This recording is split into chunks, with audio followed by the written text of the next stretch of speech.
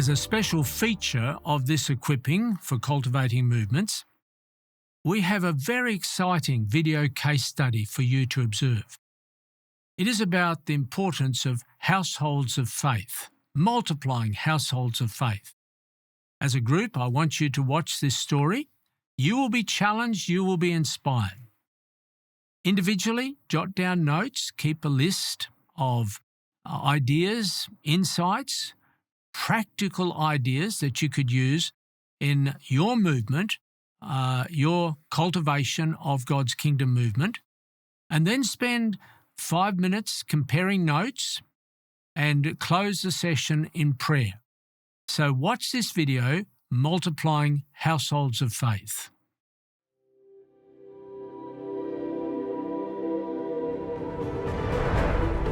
Following the Apostles' vision explores the New Testament letters to discover key principles used by the Apostles in multiplying disciples and planting churches to cultivate God's kingdom movement. Even for Paul, the message was simple. Jesus died but is alive. He has ascended but is present by His Spirit, and He is coming again. And the vision was clear that there be no place left where this good news had not been shared. Our cities are going up, our suburbs are expanding, our mission challenge is huge. But the simple, reproducible methods that Jesus lived and taught relate to all cultures and all circumstances. His vision and methods shaped the mission of the early church and are practical and effective today.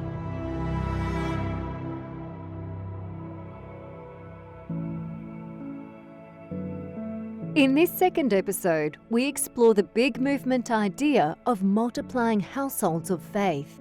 All New Testament churches were planted in relational streams into the oikos or homes of the early believers. As disciples multiplied, these missional communities or households of faith multiplied. My name's Eunice, and I hail from Papua New Guinea. And I've been living in Australia for 35 years now.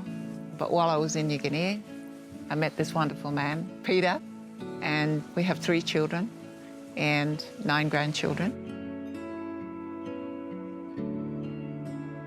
Cairns, it's still small enough to still have that country town type environment. I honestly love this place, I really do, and I'm very comfortable, and I like the laid-back lifestyle.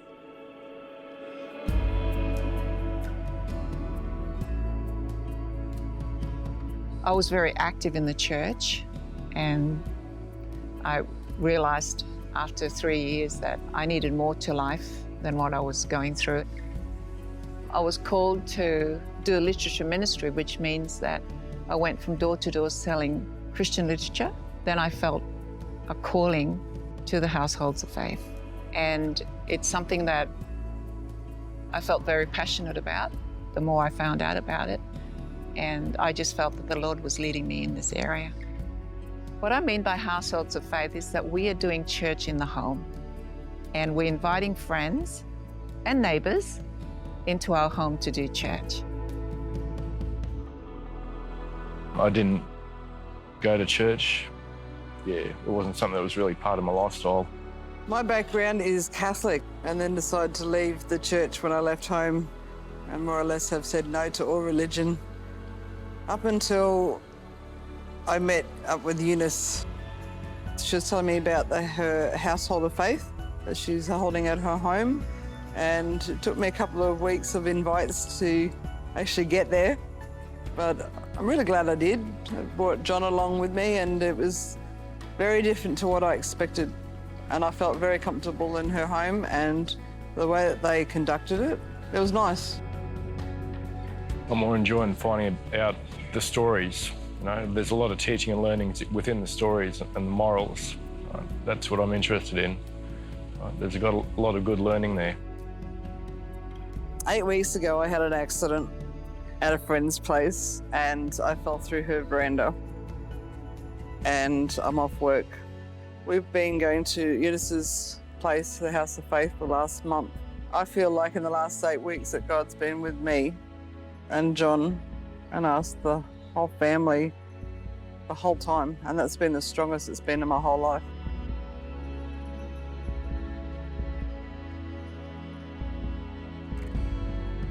I started looking for God a few years ago.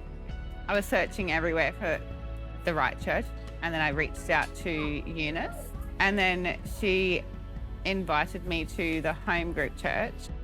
The first time I'd been to church in over 20 years was coming to Eunice's home. Yeah, it's been amazing. Amazing for my spiritual growth, because I'd lost touch of God completely, and I feel like I've grown so much in like 9 months. But straight away, as soon as I walked in the door, I felt like at home because there was something familiar about it. Someone said to me, you need to let God be your friend. Lean on him for support and talk to him like he's a friend. I never thought of it like that. Definitely feel like my relationship with Jesus is growing.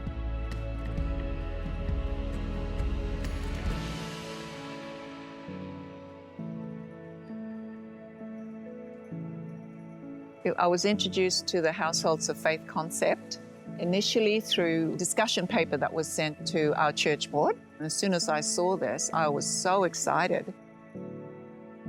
In our Discovery Bible readings, our group found that we were able to have open and honest discussions, ask questions, and try to find the answers from what we were reading.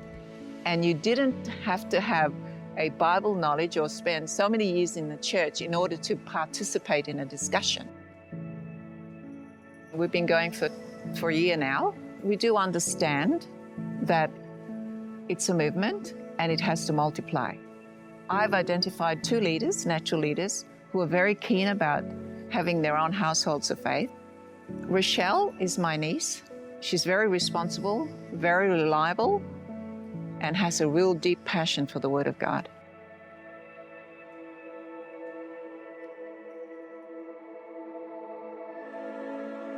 Households of Faith to me at first was a really awesome idea when I first heard about it.